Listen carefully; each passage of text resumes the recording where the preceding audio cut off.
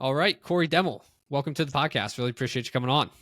Yeah, thanks for having me, Nick. It's fun. Cool how we even got connected via Twitter, X, whatever they call it now. It'll Always always will be be Twitter. Twitter. It will always be. Yeah, Thank you, always. thank you. It'll always be Twitter. We will always be tweeting, right? Absolutely. Yeah. It doesn't even make sense. Like you X, you post, like it's Yeah, always tweeted. Twitter 100%. will always be tweeting. So glad we're on the same page there. There we go. We're off to a great start already. Yep, perfect. But you're wearing your red, so I have to start there. How did a Cornhusker end up down in Florida leading a church? Yeah, great story. I mean, that would be where the faith comes in. I mean, I'm born and raised in Nebraska, big of a Cornhusker fan as you'll ever see. Although I tout that as much as I am a huge Husker fan, I'm also about the only realistic and objective one you'll ever meet. And so if you look at, speaking of Twitter, I'm like usually talking to a bunch of people who are really emotional, probably a little inebriated off a ledge, and be like, guys, we are who we are, So grew up in Nebraska.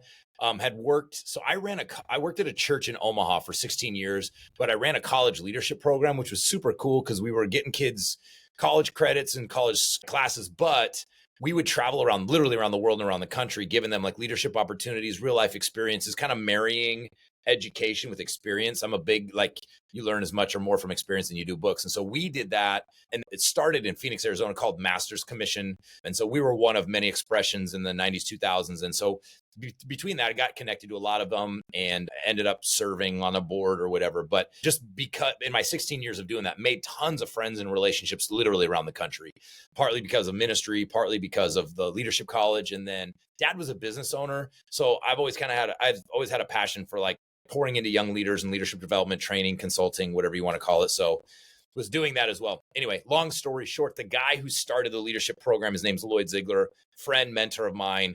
Is that Zig Ziglar?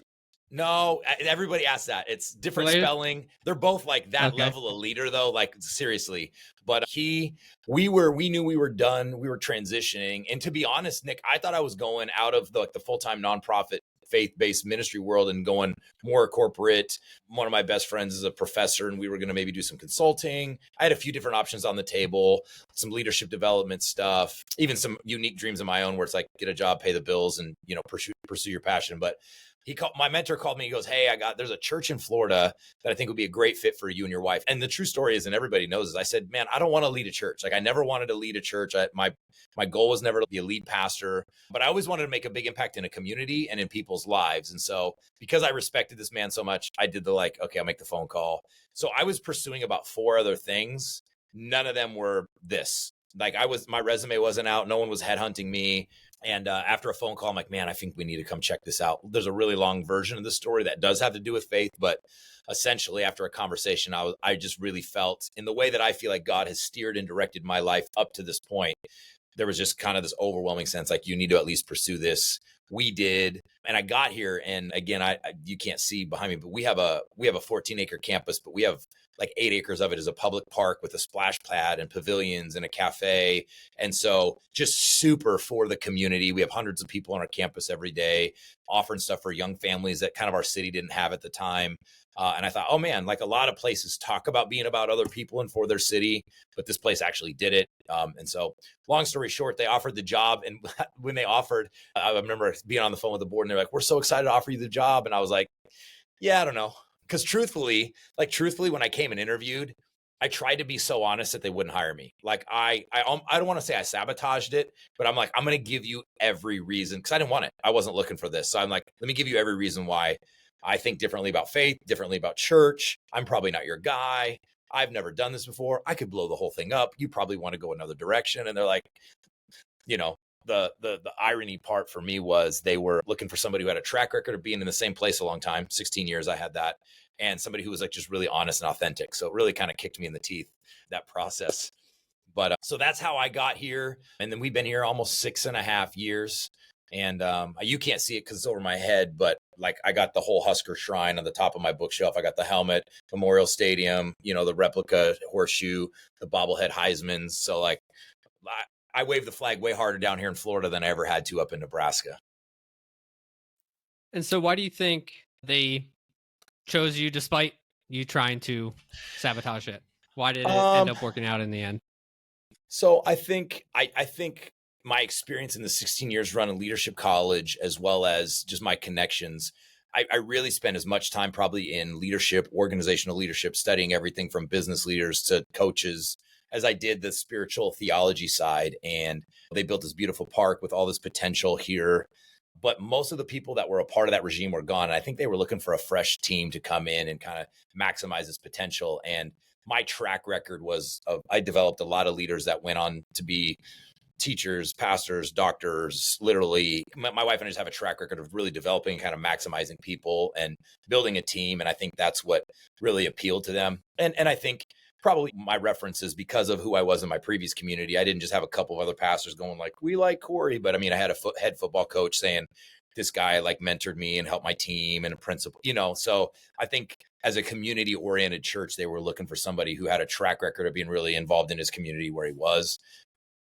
And I think probably one of my better attributes, I really like people. I really love people. I'm fascinated with people. I love the beauty in the uniqueness in people. And I think that just probably really came out. And I think, and as a job who deals with people, that's probably fairly appealing. So I think that's it. And then again, just getting to hear stuff on the back end. I know there were a couple of other candidates that I think just came across kind of inauthentic. So I really think they chose me, a lot of it because of my authenticity. I make the joke to some of my friends. It's kind of like somebody who's maybe been divorced a couple times and wants to still have that companionship. They go on that first date and they're like, hey, listen, here's just all the stuff. Like, I'm buying the meal. If you can handle this, we can go back out next Friday, but like, let's just not waste our time. Like, that was kind of my approach. And they're like, yeah, we like this guy, Yeah, So I think that's kind of how it went. Yeah. Then did you study theology in college, or like where is your background with faith? So my background is so unique, bro. Went to the Division II school in Nebraska, UNK. Shout out to my Lopers. Loafers. Went to college for teaching, yeah, antelopes, babe. The teaching and coaching, which is hilarious. We have a few antelopes way out in western Nebraska. Like, you don't think of antelopes in Nebraska, but whatever. Teaching and coaching, was coaching even through college. And then when I found an opportunity, again, this was one of my faith God moments where I felt like it was like, you need to go to Omaha. And I ended up there. So the story is, my senior year of college, right before my senior year, I had an opportunity to push pause and go do an internship at the church I was at in Bellevue, actually, which is a suburb of Omaha. And so I did. I dropped everything and went there thinking I'll do an internship, come finish my degree, kind of a once in a lifetime opportunity. We were doing school assemblies around the country and ended up staying for 16 years, never finished my undergrad. I'm like this close to it, had already had my coaching endorsement, already had jobs lined up. I was the guy in college. I was a resident advisor. I was summer orientation staff. I was a diplomat. So I didn't leave school because like it wasn't for me. But literally my journey is really a faith one of, like, if I've ever heard what I believe God to be real and speak to me in my life, it was, you need to go to Omaha now. And there's a big, long story to that. So throughout that time, I ended up independent studying, getting like my theology and my seminary degree throughout my time there. And then I've always valued being a lifelong learner. So in my time there, we'd spend the first hour every morning in quiet time we had a huge worship center. So we would have music on, you could pray, journal, read. And so I just took advantage of that for 16 years where I felt like I really connected with God. I learned a ton of stuff. I studied a ton of stuff. And so I'm like your common dude who doesn't have an undergrad, has an independent theology seminary thing, but like loves to read and study and learn from everybody all the time.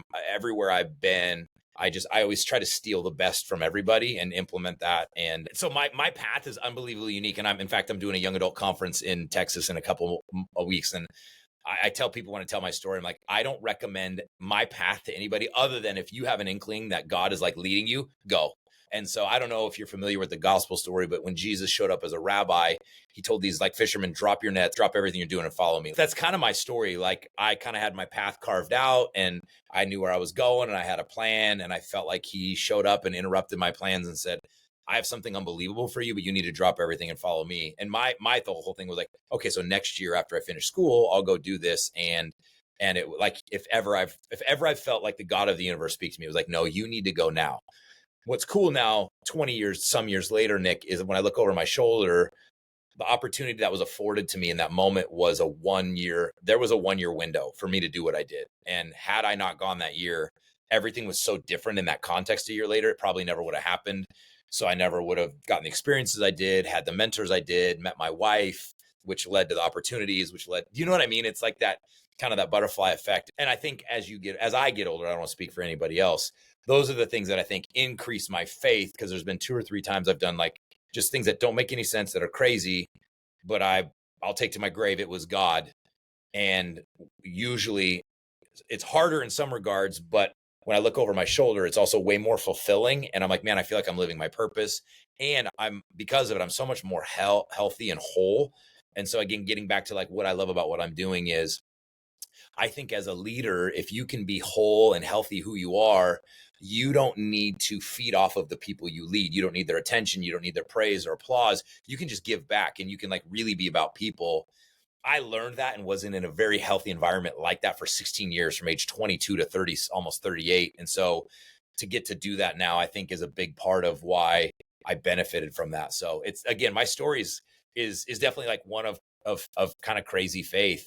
But I know without a doubt, had I not taken a couple of those risks that I felt like were God communicating to me, I never would have left college. I never would have went to Omaha. I wouldn't be in Florida. You know, I would, there's so much of, and beyond what I'm doing, I think in our culture, we spend a ton of time talking about what I'm doing. I wouldn't be who I am, because there's a ton of work that happened in me through that process, like literally a rebuilding, a rewiring.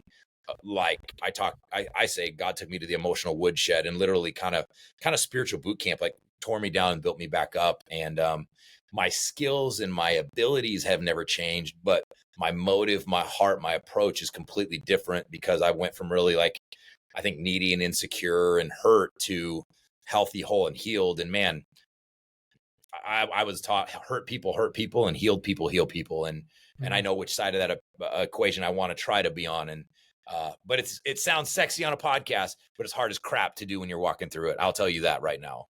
Oh yeah, that's for sure. That might be more than you asked for, but that's kind of the nutshell version. I love it. It's such a great story that weirdly enough, like a lot of people can relate to, I'm sure, of just like taking chances, not knowing what the outcome is going to be. And you look back 10 years, 20 years, and you're just like, how the hell did I even get here? Like what? 100%. Yeah. You never could have imagined like the dots that connect. You're like, I never would have been here. You know, you just feel crazy at the time. Exactly. And where those first like inklings of faith and trust that God was calling you come from? Did you grow up religious? Were your parents religious? Yep. So my story's pretty unique, bro. So my parents are products of the 70s. They were hippies and they were crazy. Like, and my dad tells his story all over the place. My dad was in prison when he was 18, like not jail, not juvie, not probation, prison. That's impressive at 18. You know what I mean? Like, got to work hard for that. Yeah, that's my point. So he was major into the drug culture, was an athlete, popular, but drugs, alcohol, crazy. My mom, same thing. Mom's from Michigan, dad's from Nebraska. They met in Steamboat, literally partying with and like rock stars, like true story. However, here's the short version. But my mom grew up Catholic. My mom grew up Lutheran. And so I'm going to use the words they use a lot. Grew up a lot around religion and tradition, but never heard about a God who loved them and wanted a relationship with them. And so they were like, become adults, like hard pass, I'm good, sacraments, Easter, Christmas, whatever. But my grandma, my dad's mom, had like during the holiness movement, I don't know if you saw the Jesus Revolution movie, kind of a part of that whole story, had like this authentic encounter with God, and her life was kind of changed. And so she was like the nicest, most loving woman ever. And so my parents are wild and out. My parents meet, they come back to Nebraska because my grandparents owned a restaurant, and my mom could never have kids. She had some stuff within her body, and some stuff happened when she was young that, I mean, it was this 70s day. They're like, this is not possible. I mean, tons of stuff was irregular. Here's the story, and their story is my story. So my mom, like, physically never going to happen. My grandma's been praying for my mom because my dad's crazy, wild and out. But my grandma's like, let's get to my son through his girlfriend. Been praying for my mom. My mom goes to a church service with my grandma, this Catholic girl, like a Christian church service, talking about God and how he loves you and he's not going to hold your mistakes against you and he still wants good things for you. And all that. So my mom decides to put her faith in Jesus, like a relationship. Like I want to be, you know, the words we use, Christian, saved, believer, born again. Got prayed for, like somebody like laid hands on her and prayed for her. And she said she felt like warmth in her body. She's like, it's the most loving feeling she'd ever heard. That's cool. Doesn't think anything about it. 6 months, 5-6 months later, goes for a medical checkup. And her doctor comes in. He's like, well, congrats. And he's like, what? He's like smiling. He's like, you're pregnant. And she like starts arguing with him. My dad's in the room. He tells the story. Like, she's like, that's not possible. You're the reason. You've told me you see all the stuff. He goes, I know your body. I've been your doctor. Here's what I can tell you. There is a baby that is on the second half in your body. So again, my mom's body was so messed up. She had no way of knowing she was pregnant. They were really fit and active, tennis and all that. So my mom didn't even know she was pregnant with me until she was 5.5 months pregnant. But she tracks it back to like the night she gave her heart and life to Jesus, like he healed her. And again, there's a whole lot to that story of like reasons, some of the mistakes she made and decisions she made of why he shouldn't have and didn't need to, but did anyway because they always wanted to have kids. And so my mom, so I'm literally a product of a miracle. And like, even when my mom tells the story of like delivery, she goes, I don't even tell anybody about it. She goes, it was it was 1980, like no drugs, no epidural. She's like, there was no pain. Cory just came out. Like it was the most surreal experience, she ever says. Yeah. Like for like my dad was like, again, he's could not be further away from God, but he goes, I'll never forget the feeling in that delivery room. And it wasn't just, I'm a dad now, like there was something there. So fast forward 2 years, my mom's life, all of a sudden she's got joy, she's healthy, she's whole. We got this son. And my dad tells the story this way. I had this 2-year-old son that I realized wanted to be just like me, and I didn't like who I was. So similar thing, 2 years later, he goes to a church service. He tells the story. Back row, outside seat, because if anything went down or got weird, he was out. You know what I mean?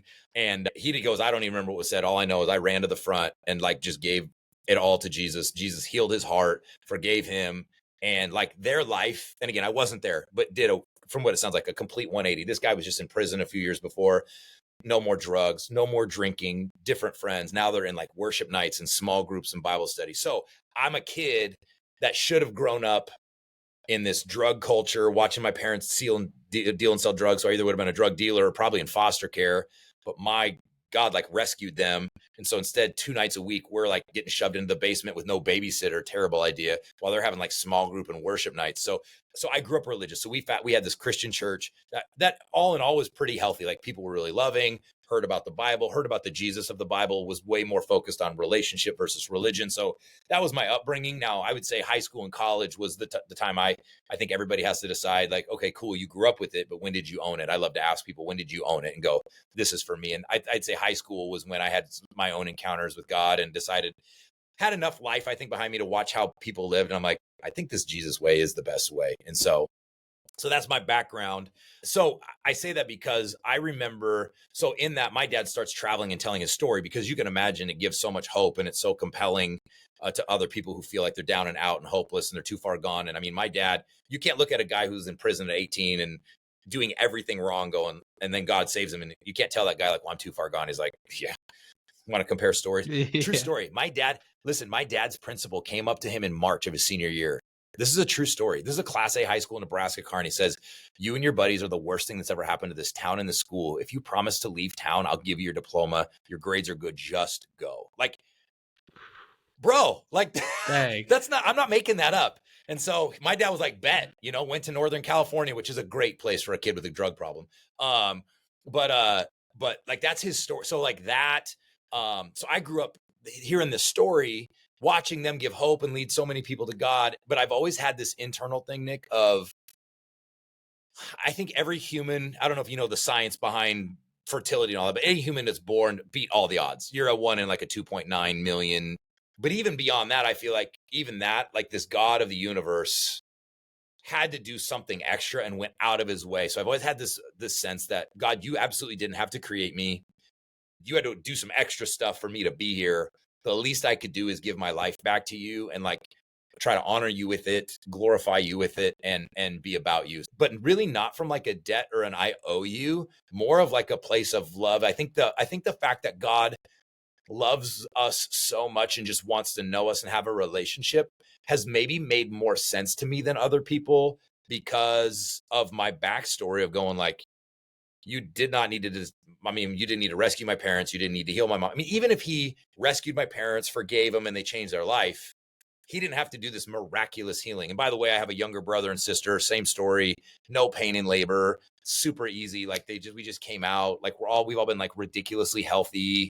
It's just stupid. You know what I mean? According to like real life. And so I think with that, it's not even been like this, I owe you. It's like, wow, you went out of the way to like create me, and you have 8 billion other ones like me, yet you still wanted me. And so that to me has always drawn me to that Jesus, that God of the Bible, not like, well, because I think a lot of religion is like this fear-based, debt-based, like, well, you freaking owe God. Well, you can maybe stand on that, but how far does fear really get you? And when I read the stories and the words of Jesus, he says, I didn't come to shame and condemn you. I came to save you. He talks about like, I came with perfect love, and perfect love drives out fear. The thing that has always turned me off about religion is it's completely fear. And fear is a great way to control people. And that's the problem with religion. It's about man-made control. But when I look at Jesus, like, he didn't use fear, he used love, and he chose these guys who are kind of B-team JVers to be his disciples and change the world. And they messed up more than they got it right. And they were this close to Jesus for 3 years. And I'm like, I can get down with those guys, the guys who are arguing about who's great and cutting dudes' ears off and falling asleep in prayer meetings and fishing because they didn't have what it took to go to the good school. I'm like, oh, I'm you guys. And if Jesus chose them, okay. Like, I don't relate to Jesus. I appreciate him and I think he's awesome, but I relate to those knuckleheads that he chose. And by the way, they were all like 17 to 21. And so that all started to make sense to me in that age. And I'm like, and the fact that Jesus never seemed to be put off by their humanity. He was never like, I can't believe you guys are acting like teenage knuckleheads. Like, that's what teenagers do. He's like, but he gave them something better to live for, and they did. And so to me, that's why it's always made sense. And so that's a really long answer to yes, I grew up with it, but I think my story, it's more than just an adopted faith from my parents. Like, there's a unique personal side of it to me that has made sense to me and kind of propelled me into where I am now. And the more I've learned about him and I feel like gotten closer to God, the more all of that has made even more sense and become more real to me. And what I understand and appreciate is that is my story. It doesn't need to be everybody's story, but I have been around enough people where God, I think, loves to be personal to people in a way that's personal to them. And so I try not to project my story on others, but go, here's how God is connected to me. And I'd like to think I'm humble enough to go, I might be wrong about all of it. I really might. But so far, I really like the way my family's turned out, my life has turned out, and I love the way that I get to add value to the world and the people around me. So even if I'm wrong, I feel like I'm like a healthy wrong. You know what I mean?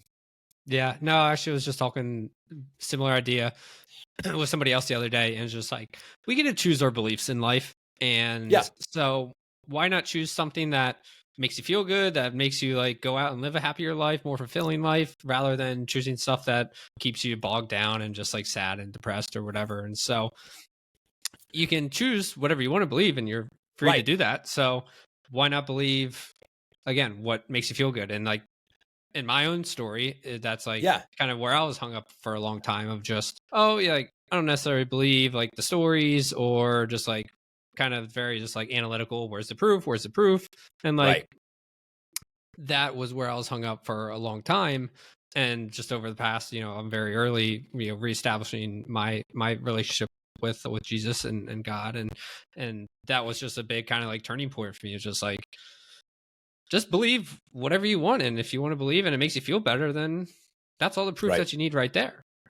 Right. So what was there a catalyst for your turning point? What was it for you? No, I love to know people's stories. Yeah. So to your point earlier of just like going through the depths of my own life and trying to figure out who I am, if I enjoy who I am and what I'm doing, and like, what is a fulfilling life look like for me? Yeah, that kind of started back in 2020 during COVID lockdowns. It was the first time I ever actually sat down and like asked myself those questions. Before that, I was just like always on the go. Sounds like me and your dad would have got along really well back in the day.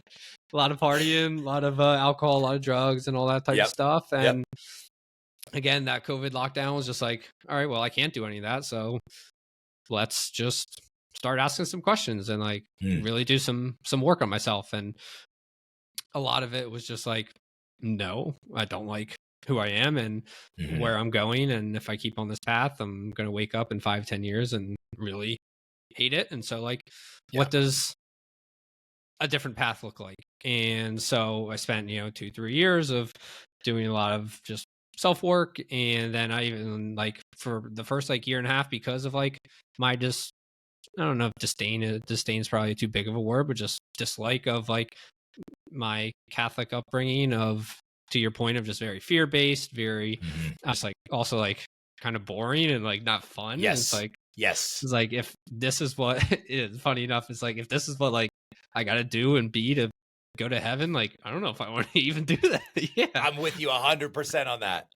I don't even want to do it. So I explored like a lot of the Yeah. Eastern philosophies and stuff like Mhm. that, and I did take a lot of good stuff away from them as well, and it helped me kind of get back into this path. And then actually, when I moved down here or came down here, one of my best friends is a member or goes to church down here, and I went with him, and he goes to Church of 1122. I don't know if you know them.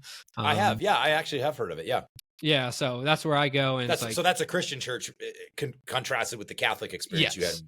Yeah. exactly. And that was like a big proponent for me. Just Mhm. like seeing that there's like a different way to view things, a different Yeah. way to approach religion, if you want to call it that. Just Mhm. your relate, and then like to your point of having a relationship with God rather than just like being Right. punished for everything that you do.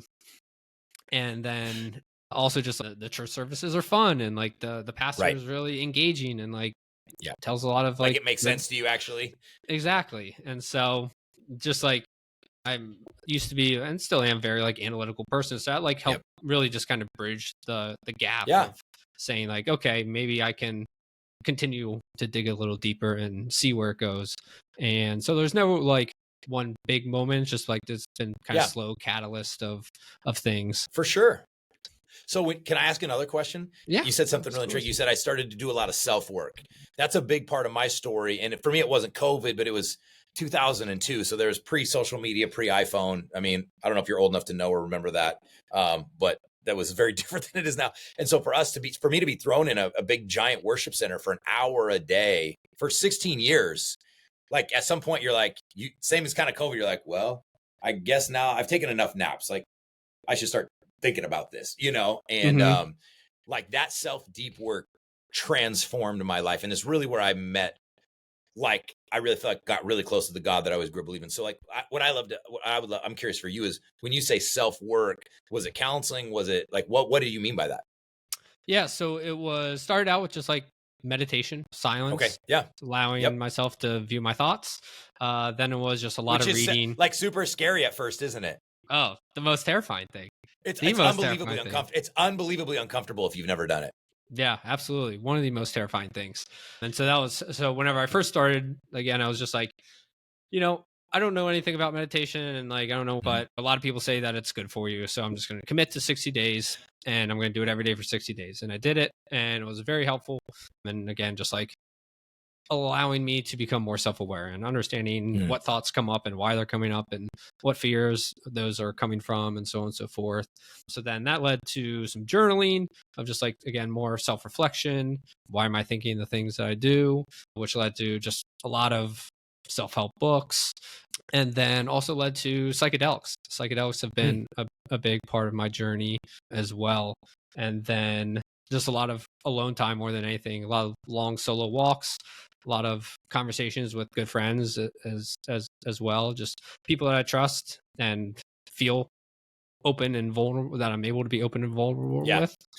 And so just having a relationship or just a community of people, and by community I mean like 2 or 3 friends Right. that were extremely important in this journey as well. But more than anything, just a lot of like alone time, self-reflection, and Yeah. allowing those thoughts that we usually try and keep away, just let them come to the surface and Yeah. examine them and see if they're Yeah. true, if they're real, if they're just hiding something else that's even deeper down. Yep. And still going through them. I don't know about you, but it's a never-ending process. It never In ends. my Yeah. opinion, Yeah. there's always Yeah. something I new mean, that comes up. that's really cool. I mean, literally, that's mostly my story. Same thing. Like, where do these thoughts and feelings, where does that come from? oh, that was middle school. That was when my best friend, blah, blah, blah, or this girl broke up with me. Like, okay, what do I think about myself? And like, it was just like you said, to me, it's like an onion. There's just layers upon layers. And so for me, same thing. I had kind of 2 years of intense, and that was really, because again, for the first time, you're like, I don't want to, I stay really busy, so I don't have to think about this, or I don't have to feel this. But then I think for me, as I experienced a lot of health and transformation because of it, I think that's what the motivation to lean into it as you get older and go, okay, as uncomfortable as this is, it's only ever led to, like you said, self-awareness. I think I call self-awareness kind of the secret sauce of leadership, or even the secret sauce of life. Most people just don't really know themselves. They aren't aware of their impact in the world around them. And that was me. Like, I was like in the negative, off the radar, had no idea. And again, fortunately was in an environment, even had some mentors that walked me through, like asking the tough questions. Are you aware when you do this, it sounds like this, or why do you think you need to? And when you talk, I'm like, I felt like emotionally naked. Like, I'm like, how have I never seen this? And I'm like, does everybody see this? He goes, yeah. I'm like, well, why am I 23 and no one said this to me before? So yeah. It's have you ever read the book Awareness by Anthony Demmel? No, I haven't actually read the book. I'm aware of, I've seen it. I haven't read it. I've read some other self-awareness stuff. I teach on it in leadership, but no, is that a good one? No, it's one of the books that like, okay. Catalyst, like one of the it's the called most Awareness. Changes. Yeah, just called Awareness by Anthony Demmel, who was a Jesuit priest. Okay. I think he was over in India for a while, then came back to the States and whatnot. But it's interesting. I've read a lot of stuff like that: emotionally healthy spirituality, the ruthless elimination of hurry. Almost anybody who talks about self-awareness, there's always this common thread of, like you said, sitting with yourself, journaling, taking inventory, and it's interesting because it's kind of the opposite. It seems like the trend of our culture of the busyness and the hurry, and I don't even think we're always doing it just to avoid ourselves. We're just doing it because that's what everybody's doing. The hamster wheel just keeps going. Oh yeah. So always another distraction to keep us from ourselves. That's really cool. So for you, it was COVID that forced you into sitting with yourself. Yeah. COVID was the best thing that ever happened to me personally. I know it was a tough time for a lot of people, but I think it was like this very cataclysm moment that, like, to the point of like, there's always distractions. There's always something else that we should be doing or can be doing, that like it forced isolation on all of us. So like, some people use that time to really go deep and figure themselves out and figure out what they want out of life. And, other people just kind of squandered it to continue to scroll on social media, continue to watch Netflix, so on and so forth. And I think it has driven a pretty big dichotomy in just like paths that people have gone on since that time. 100%. I feel like people move to one side or the other. Like, it was really terrible for a lot of people. And I have some friends that are docs, and so I get the medical side of it. But then I think I know a lot of guys, same thing. I know a lot of guys, leaders, pastors, that were like, they're like, don't tell anybody, but I miss COVID. Like, I worked less, I golfed more, I was with my kids more, like all things that are like healthy. You know what I mean? And so self-awareness. So yeah, but I think you're right. It was and some people, they started to take their fitness or their eating serious. Some people just like, just let it go. So yeah, there was nobody that kind of stayed, I think, to your point. So yeah, interesting. Yeah. Then I'd love to get your opinion or just thoughts on like how you think about growing the church and the role of the church. Something I saw on your website was, to reach people no one is reaching, we'll have to do things no one is doing. And like I said, I go to 1122, which is like a mega church, has a lot of satellite campuses and stuff like that. And I have seen, just like searching online and stuff, that like the idea of like mega churches and satellite campuses and doing all that is like, can rub some people the wrong way in religion. So what is your view on the role of what you do in the church, and how do you guys approach things? I love it. Well, I would say, first of all, I don't know 1122 well, but even the experience you described, I think probably some similarities between us and them. So I'll say this. If you were to ask me, what are one of the reasons you wanted to get into this in the first place? I think it was early on, as I mentioned. I feel like I discovered a Jesus of the Bible that I didn't see a lot of people. And I know it's going to sound like I'm maybe arrogant or a chip on my shoulder, and I mean this with the most humility, but I found a Jesus that really loved people and transformed people, but it looked very different. Again, no fear, no control. And then even this idea of church, like, it doesn't have to be this clean button up let's all wear our best and act our best for the 75 minutes we're in the building, pretend, pretenses, yada, yada, yada. And so what got me into it early on, and a couple of my friends and I would talk about this, is I just want to redefine church and I want to redefine Jesus for people. I don't want power. I don't want control. But how good God has been to me throughout my life and how real he is to me, I think he wants to do that for everybody. But again, guys in my position, I think we have to be okay with not being in control of stuff. Like control is such a farce. It's such a myth. And we got to stop manipulating people. And we talk all the time about a relationship with Jesus, and we call it discipleship is messy. Like Jesus got in the mess with people, and sometimes it got cleaned up and sometimes it didn't right away. And he was so okay with it. Yet in religion, we're like, oh no, parking spots and suits and acting and giving and all this stuff. And so my role, I would say, for me, my thoughts, I will say this. I know that the non-believing, non-church world is watching us and watching CNN and Fox and Facebook. And we're not unlike anybody else. I think sometimes the pastors and mega churches that make the news aren't the ones that are feeding the homeless, feeding the poor, that aren't taking care of single moms and widows, because there's a ton of them out there doing that. And not just mega churches, small churches in rural areas in the Midwest are taking care of families, one single mom farmer at a time. I've been there. I've seen it. It's unbelievable. You're never going to hear that story. You're never going to hear the story about the family, the pastor who has 2 cars and gave one to the single mom because she just lost her husband to cancer. I know those stories. You're going to hear about the guy who slept with his secretary, stole money, or you're going to even see a snapshot of a dude who wears $3,000 shoes at a conference. What nobody tells you is that he helped Justin Bieber through the hardest time of his life, and Bieber gave him those shoes. He didn't pay $3,000 for those. So I get it. And I get it. I'm not even mad about it. I get it. But I also think the world is watching us on Facebook, and we're like not helping our press at all. Like, we are acting like a bunch of idiots, and we're angry, and we're knowing what we're against, not what we're for. We're known more for hate, not for love. And I go back to Dr. King, man.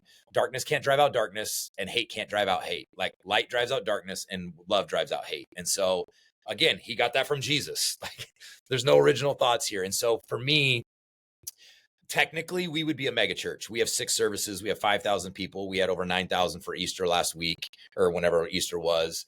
But we don't use that word only because of the context and connotation of it. We say often we have a new friends dessert we do every month where we welcome new people, and we try to make it intimate and personal because we're working really hard, though. We say often we want to have a big impact, but we want to stay small or personal. And so my point is this: people who are taking shots at Jesus followers in the church, I get it, and they're not wrong. I think we can introduce them to a way of going, we're sorry that we ever projected that we were perfect and our manipulation, and that you had to be perfect. Most weekends, I don't know if you peeped any of our messages, but on most weekends I start my message with, hey, there's no perfect people allowed here. So if you're perfect, you're going to have to go. But if you're a mess, look around you. There's messy people around you, including the guy on stage with the mic. So let's just level the playing field. We're all just beggars trying to tell other beggars where we found food, and that is Jesus. And so I'm big, again, that whole healthy wholeness. Like, I'm big on, I'm not making a name for Cory. I'm not making a name for Cape Christian. We just want to make Jesus famous. And we talk often by not just what we do, but by how we go about it. Like, let's do right by people. So the whole mega church, satellite campus, here's what I know. People have opinions about everything. We've never given people more access to have their opinion constantly. And like, let me tell you how I think and feel and whatever. But I think there are, and so when I talked about the leadership college I did back in Nebraska for those 16 years, we regularly would take tours and minister in other churches, other towns, a lot of rural towns, a lot of Midwest. And so I've been in churches of 40 people. I've spoken on stages of 10,000. I've seen everything in between. There are good people and hypocrites in every church.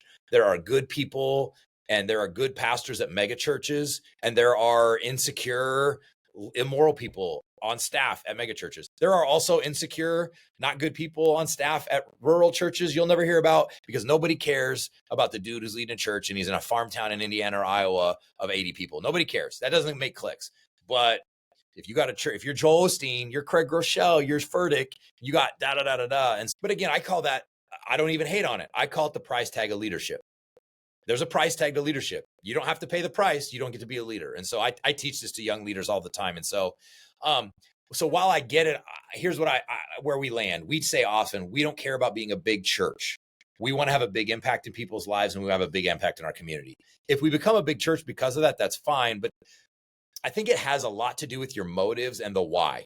Like, are you trying to make a name for yourself or build an empire, or are you just really trying to make an impact? And I think that's where you find that fine line, and only the people leading it and in it can know. The thing I'll tell you my pro for satellite campus, and I'll tell you what I hear a lot here. The pro is a lot of these satellite campuses are, how could we replicate this experience in other parts of our city or other communities that don't have it? I think that's a great thing. So if it's, and here's my thing, if it's not your thing, that's fine. If you want to have a pastor that you can touch and high five or hug on the way out, then satellite campus probably isn't your thing. There's got to be another good church in your community you can go to. So it doesn't have to be. We're so like, we love to tell people it has to be this one way. I'm like, no, it just stinking doesn't. Like, if you want a satellite campus because you want to hear some guy because he's awesome and writes books, go do it. And if you're like, I want to be able to have somebody I can invite over to dinner because there's only 100 of us, then go do it. Just stop making everybody else do it your way. I think that's what's just messing people up. Like you said, people are different. You have your preferences. And again, I'm kind of a church history guy. If you look at how church has been over the last 2,000 years, what American Christians, I think, miss a lot is most of the stuff we're wrapped up on is preference. It's not theology.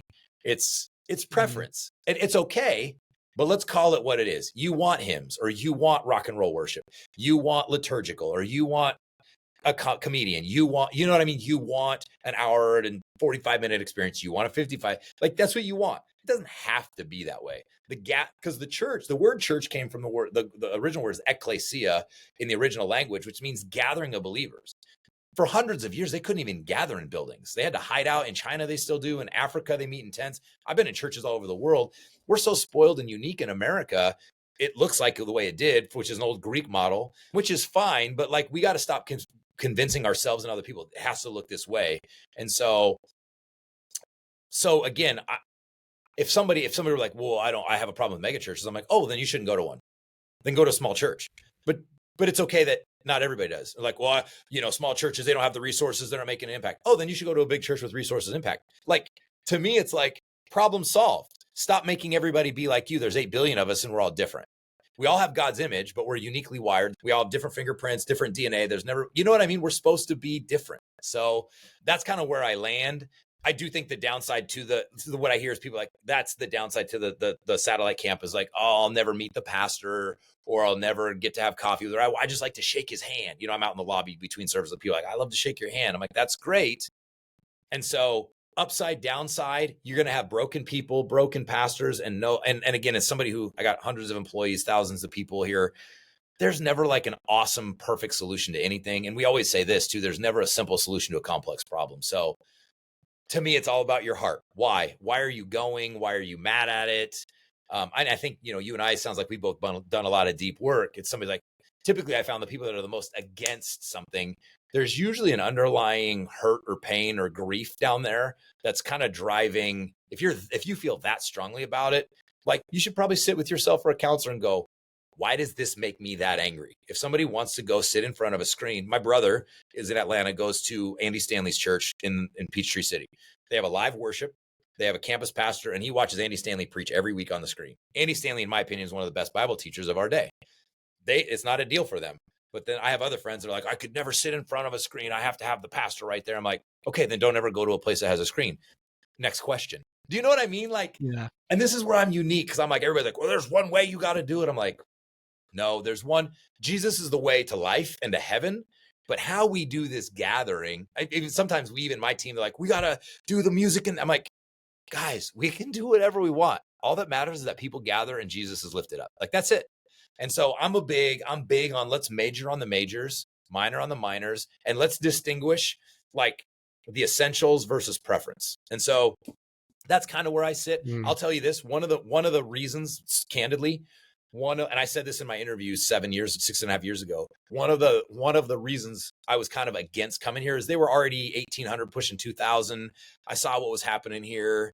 I just kind of know how to grow things. And so I'm like, I saw us going here, and I thought, I know sometimes the requirements, whether it's social media status, or just time put into running a large church. And I said, you're hiring me, not my wife. And I'm not willing to do X, Y, Z, which is, again, is why I thought they didn't want me, because I don't think that if I'm leading a church, I don't believe in my heart that God has called me to this at the expense of my family or my mental or emotional health.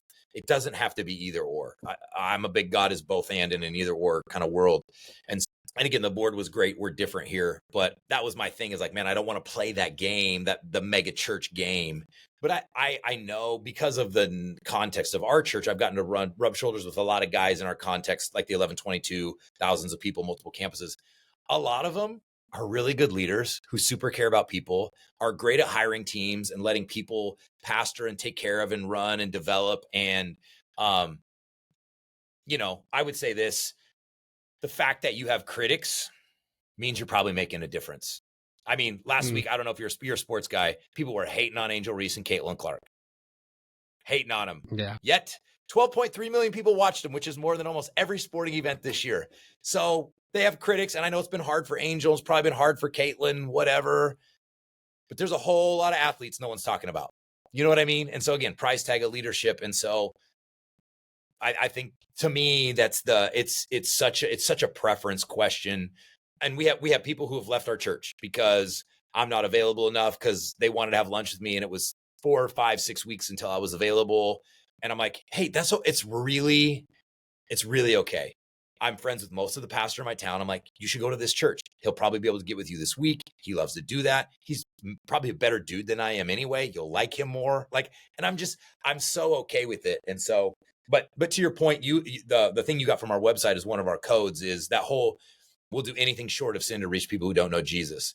That's just our way of saying we're not playing the four walls church game 10 o'clock on Sunday morning. Like we want to see lives changed. We're not just running a box checking operation on the weekends where you drop your check in, your couple bucks in, do a Hail Mary on the way out. But we want life change. And so for us, and I don't know what you guys do at 1122, but we are on our park. We do a giant Christmas village for 3 weeks around Christmas. I mean, pictures with Santa Claus, skating, Mrs. Claus, cookie decorating. We have 30,000 people come through in 3 weeks.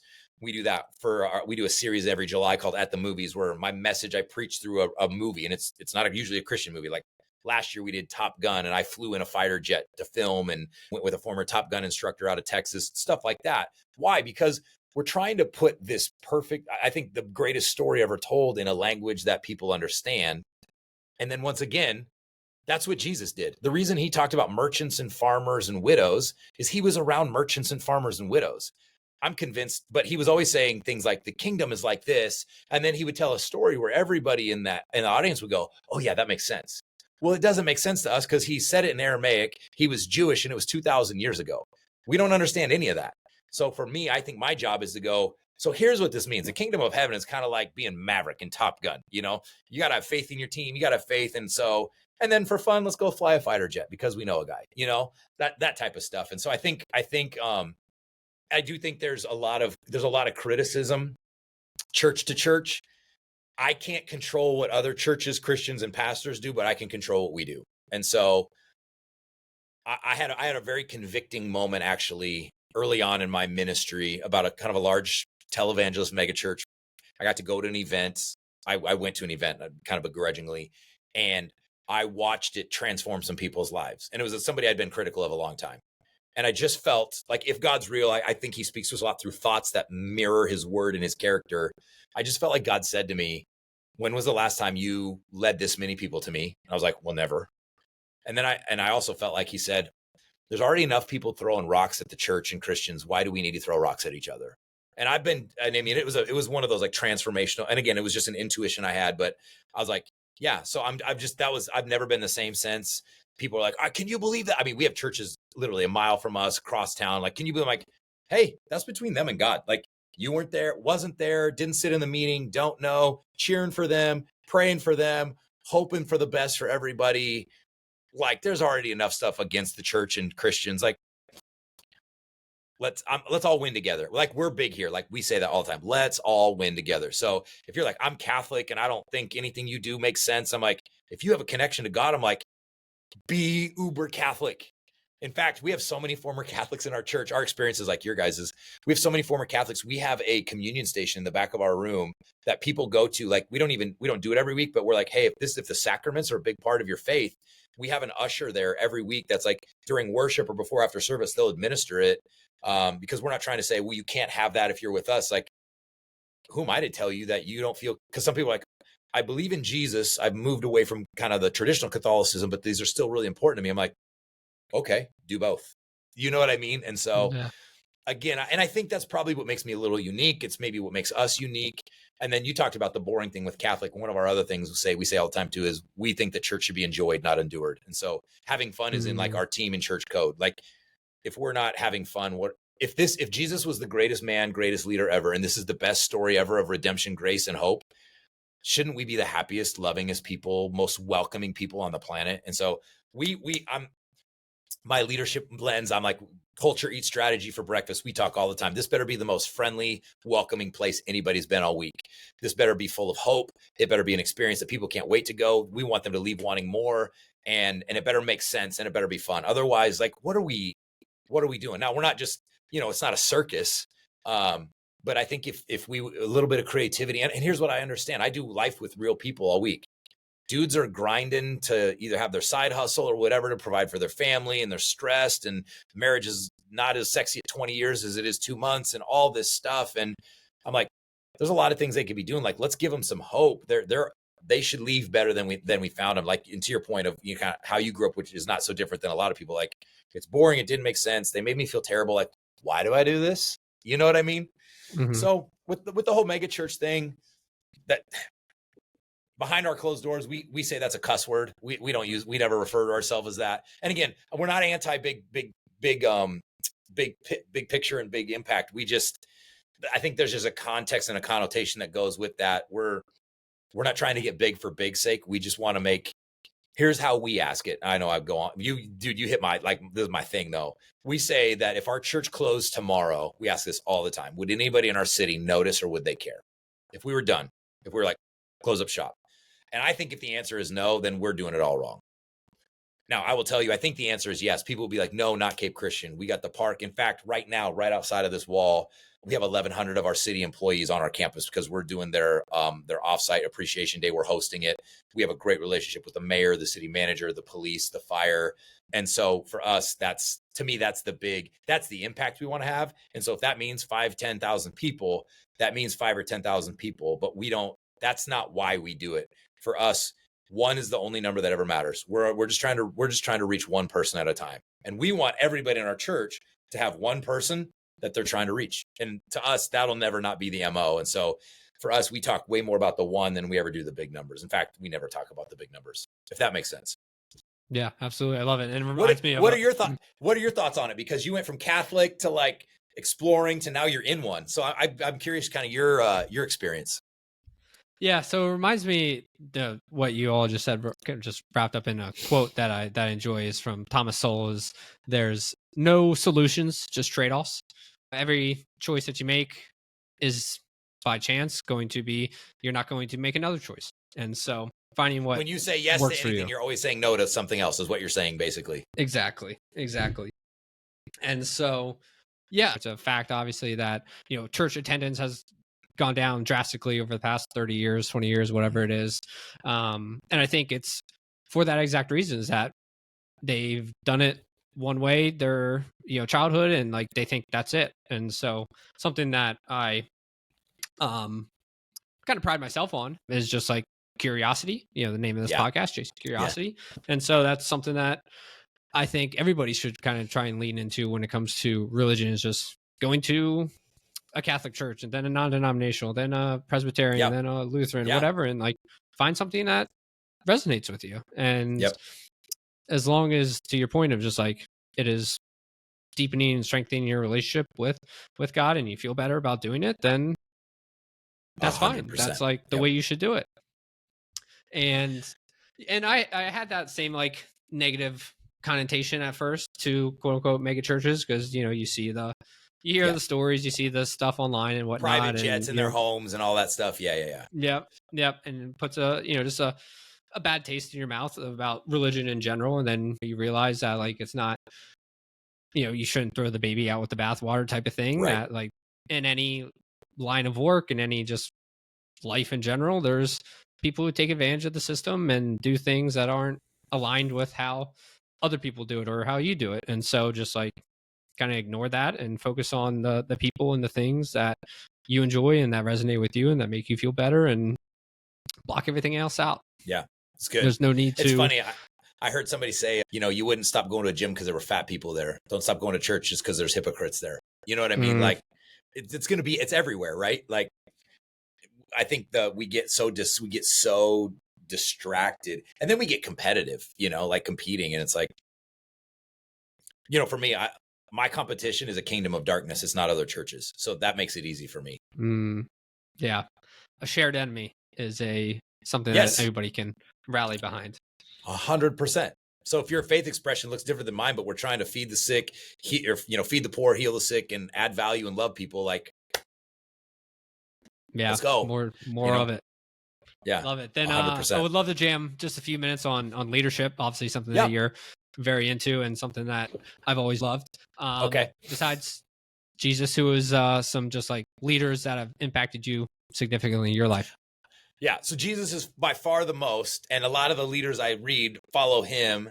But I love organizational leadership. I think I'm just built for it. I love, like I said, what got me even into sports was the idea of like, man, getting people to like sacrifice in themselves to accomplish something bigger. And so probably my favorite is Patrick Lencioni, Table Group, one of the top consultants. He's written Death by Meeting, Ultimate Team Player, 5 Dysfunctions of a Team, 6 Working Geniuses. Love Lencioni. In fact, his book, The Advantage, is kind of our kind of leadership pathway of our organizational. We call it our organizational Bible. John Maxwell, of course, kind of the OG of just leadership, of leading yourself, leading others. Really love Simon Sinek. Huge fan of Simon's, just the way he's putting it.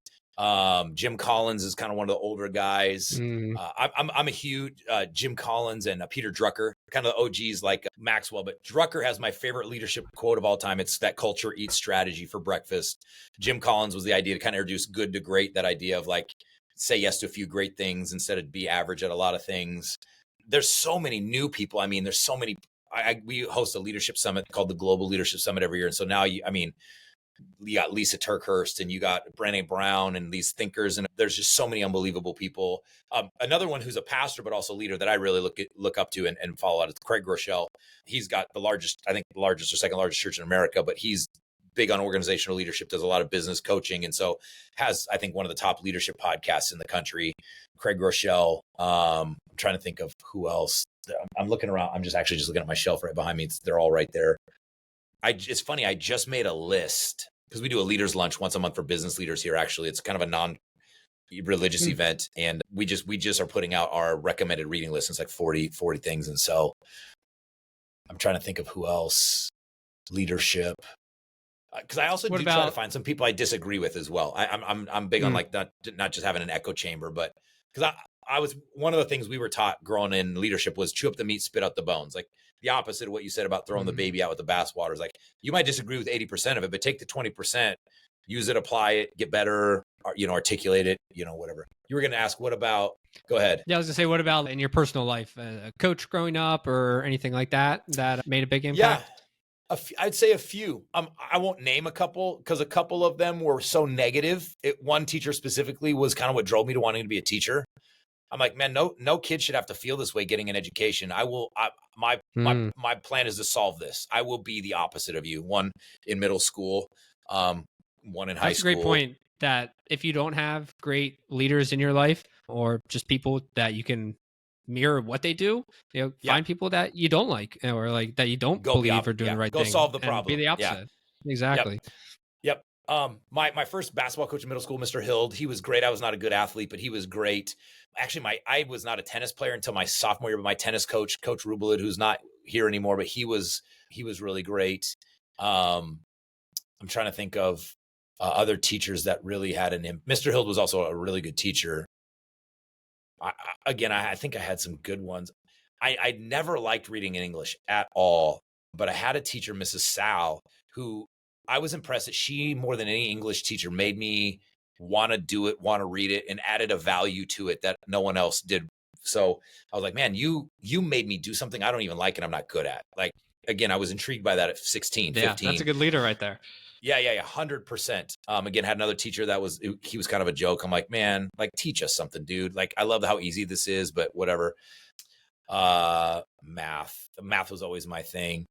I liked all my math teachers because math always made sense. I loved math because I'm like 2 + 2 is always 4. You don't have to like me.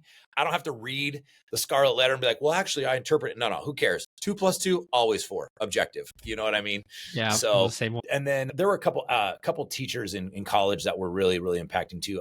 Her name's escaping me. Who I had for like getting my education, my PE education, and she did anatomy and physiology. She was awesome, and just made learning fun and engaging. And then a couple pastors too that made me really want to, when I listened to them, like, I want to go look into that. I want to learn more. That when I, even with the religion and the like theology side of it, made me want to go like, man, I want to dive deeper into this. So he's controversial now, but back in the day, Rob Bell taught like nobody used to taught, like that. He was one of them. Again, I've always loved Andy Stanley, those guys. So but yeah, had a couple teachers, coaches. My dad was my coach growing up a lot in baseball, and so he'd have me and my brother every other year. But he was one of the best coaches I ever had, because in Little League, everybody had good players and bad players. Our teams always had the most fun, and our bad players were better than everybody else's bad players because he just practices were fun, games were fun. He had a good perspective. I mean, he was a business owner.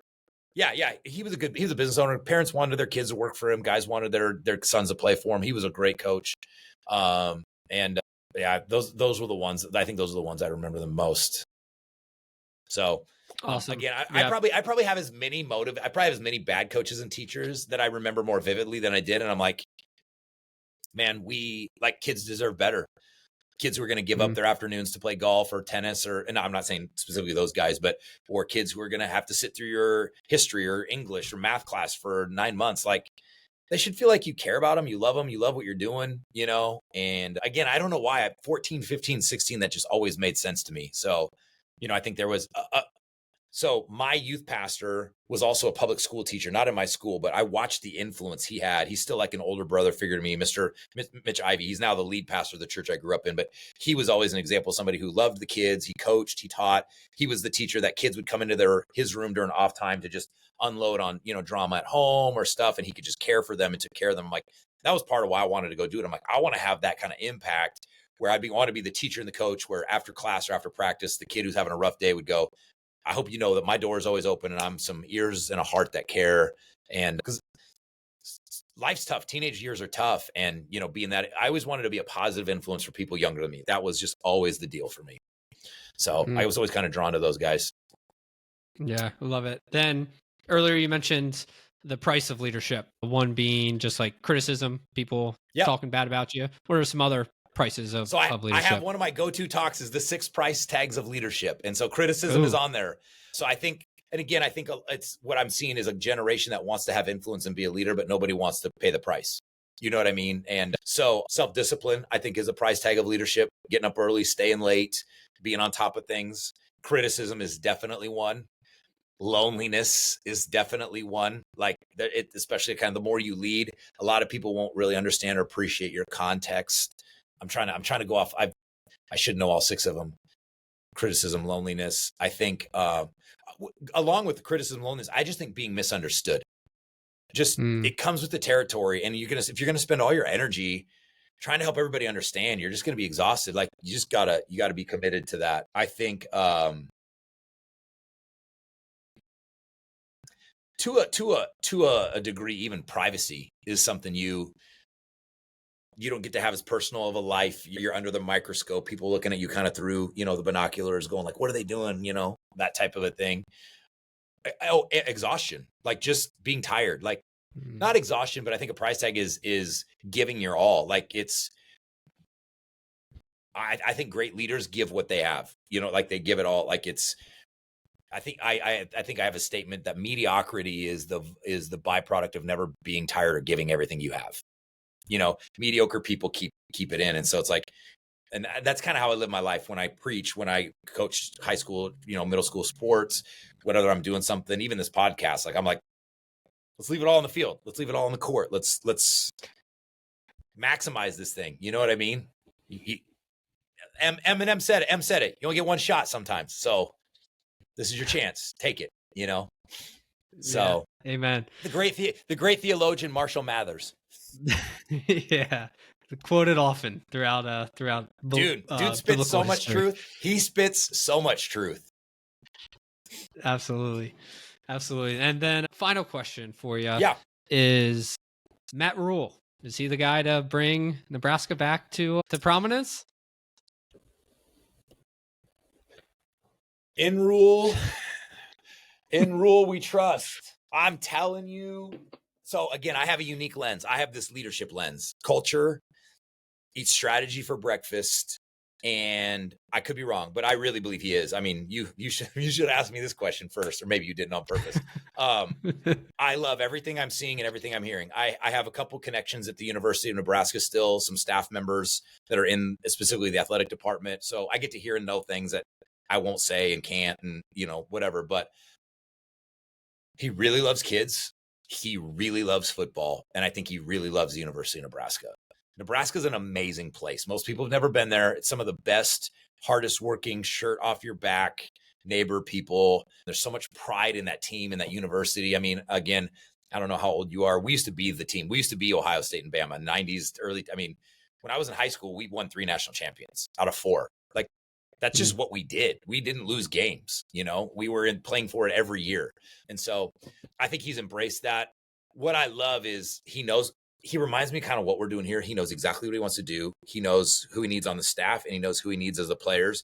And it's okay if you're not that. Like, he will literally help you find another place, but he knows what he's going after. And again, I'm just listening to culture things and listening to watching body language. I have a unique lens. I'm watching other things. I'm like, yes, he's the guy. And I think, will we ever be the team we were in the 90s? I don't know. College football and the NCAA has changed so much. I don't know, but I want to be in the conversation. Now that we have a 12-team playoff, we should at least that should be in the conversation, Probably, by the time this podcast airs, it'll be like a 32-team playoff. That's how fast things are changing. But I love him. The thing that makes me most nervous with him is if Franklin ever leaves, because he's a Penn State alum. I've never been more of a Penn State fan in my life. Like, do well, Franklin stay forever, because I don't think there's any place Rule would leave Nebraska for other than maybe his alma mater. You know what I mean? And as much as that would suck, and Nebraska Twitter would blow up, I'm like, I get it. You know what I mean? Like, they want me to come home. So, but his family loves Lincoln. His wife's starting a business. His kids at the University of Nebraska, they love the schools they're in. So here's what I think that nobody wants to hear, that if you have Husker Nation, like, sorry guys, you can't fix complex problems simply. And if you can fix it overnight, it can break overnight. So we're not actually looking for something that can be fixed overnight. Like, this is going to be a slow build. When he's saying it's a 3 years, it's what you got when you got me. I'm like, yeah, like, that's so true. Cause there's so many things that are broken.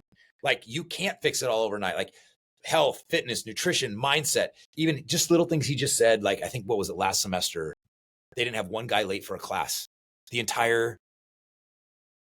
That stuff matters. Those are the kind, and I know those are the kind of guys he's wanting. They're showing up early to weight rooms. You know what I mean? Like, and so I'm really pumped about where he's taken. Again, proof's in the pudding.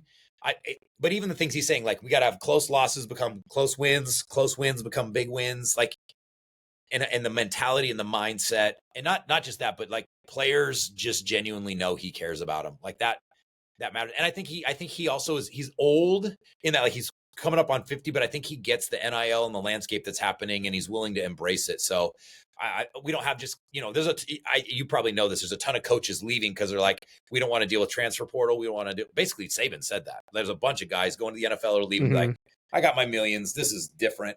I feel like the next group coming up is going like, okay, here's what it is. How do we leverage it? How do we, like, kind of, take advantage of it? And I think Rule is that guy.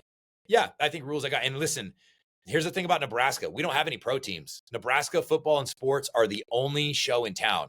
So there may only be 2 million people in that state, but bro, there's money and they will give it for their teams. So the NIL I will say this, the NIL is a Wild West. It's completely broken, tampering everywhere. It has to get fixed. But until it does, we're probably one of the 10 or 15 teams that's really going to benefit from it. So I hope they fix it for culture's sake and college kids. But until they do, we have a window, and we're on the right side of that Take equation. advantage of I it. mean, Yeah. bro, Nebraska people are like, oh, I sold some of my farmland so we could get the quarterback, NIL 1890 initiative.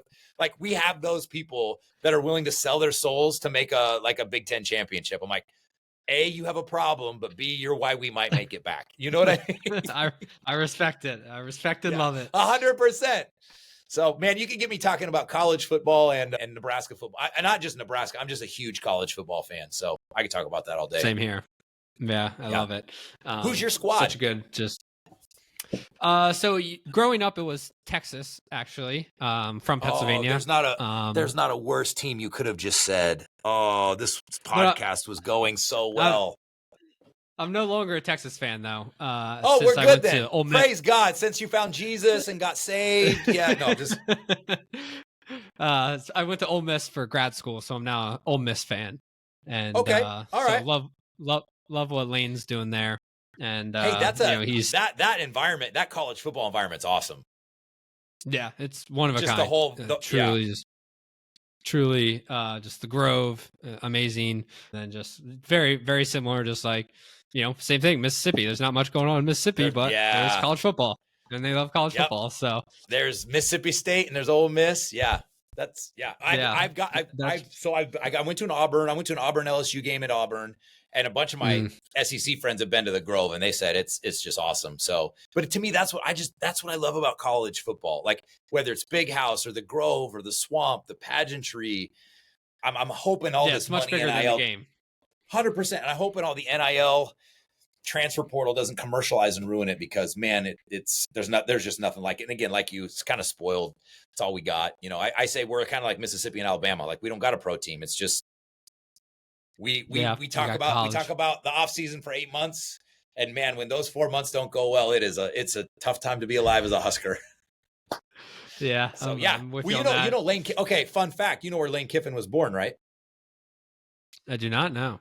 Nebraska. I'm assuming Nebraska. Yeah. Wow. His dad was an assistant at Nebraska when he was born. Yeah. Monty used to be on Nebraska staff. So he's okay. I didn't. So there's always speculation about when we have a hiring. Lane, come home. They do have ties. And so, yeah. So there you go. Another point of connection between us. Yeah. I love it, man. Well, Cory, dude, I really appreciate you coming on. This was awesome conversation, and learned a lot, but also love your story. Such a unique, but again, relatable one. And so cool. I think people will get a lot from this episode. If people want to connect with you or learn more about what you got going on, where's the best place for them to find you and everything? So I'm on Facebook and Instagram. I'm the only Cory Demmel I think that exists, because that's my email. And so CORYDEMMEL. And then our church is Cape Christian, because we're in Cape Coral, Florida. So if anybody's like interested in what are we talking about, what are we doing, you can check all our stuff out on our social, all our stuff online. But that's an easy way. I'm on the website. We're on social media. We're posting all the time. We have a great media team. So you can see a lot of the cool stuff that we get to do in our city and our community. So, and I can't thank you enough for having me on. I mean, obviously it's the digital age, so you can do your homework. But to me, I sometimes I'd see the social media. I'm like, oh man, what a just cesspool. But we met via Twitter through a mutual connection. To me, this is everything that's right about social media. So as soon as you reached out, I'm like, yeah, we got to do it. Why not? And it sounds like you and I are maybe similar in like, let's go for it. What do we got to lose? Let's try it, Absolutely. Yeah. The social media can be either your demise, or it can be something that you are able to multiply and grow relationships, meet people, and just make it something that is, I think, what it was originally kind of designed for. But it got taken away from and taken down a deep, dark path instead. It got hijacked, like most things do. Exactly. Yeah. So Cory, thanks for having me really on. appreciate you, man. Hope you have a great day, and thanks for coming on. You too. Look forward to connecting down the road, Nick.